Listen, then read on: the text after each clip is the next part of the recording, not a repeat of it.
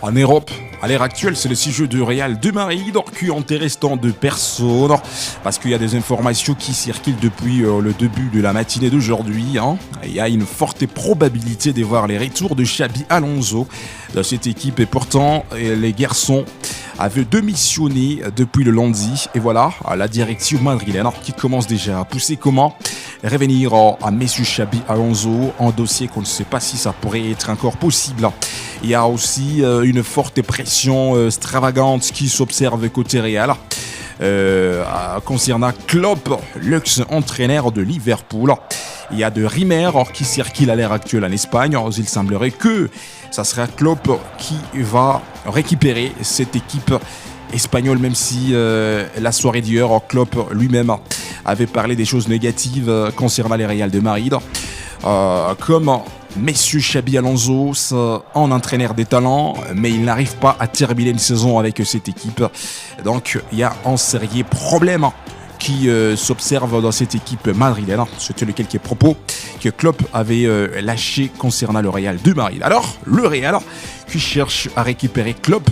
Une question que Ubisport nous sommes en train de se poser. Est-ce que ça sera possible de voir un Klopp entraîner le Real de Madrid? Mesdames et messieurs, c'est un dossier et bien sûr qui va se clôturer peut-être la semaine prochaine. Mais aujourd'hui, Ubisport, nous sommes en train de croiser les doigts. Alors hier, nous avions analysé quelques matchs qui s'étaient joués dans la Coupe d'Irois d'Espagne, le FC Barcelone. Guidé par Lamine Yamal et qui se sauve à la dernière minute parce que c'était Lamine Yamal qui marque après quelques minutes, mesdames et messieurs, 90 bonnes minutes, Lamine Yamal qui marque et Porta Torres a commencé à marquer. Le match se termine 0 pour Racing Standard et 2 pour FC Barcelone.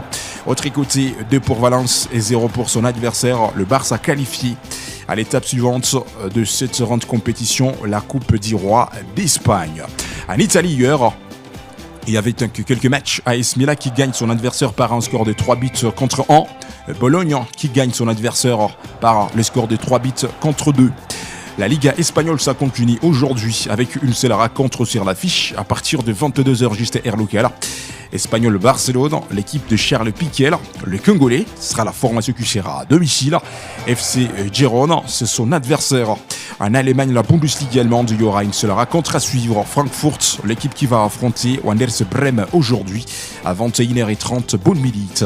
En Série A italienne, à partir de 21h45 bonne minute, AS Pise sera à domicile. L'Atlanta des Bergamo, l'équipe des Lookman sera à l'extérieur.